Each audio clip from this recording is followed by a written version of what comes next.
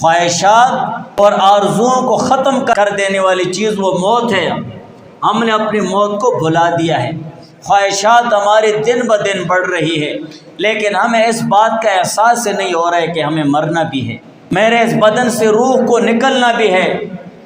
اس عالم دنیا سے مجھے عالم برزخ میں جانا ہے، اور مرتے وقت میری کیا کیفیت ہوگی اور کیا حالت ہوگی کس کو پتہ ہے۔ سکرات الموت تو بہت سخت چیز ہے۔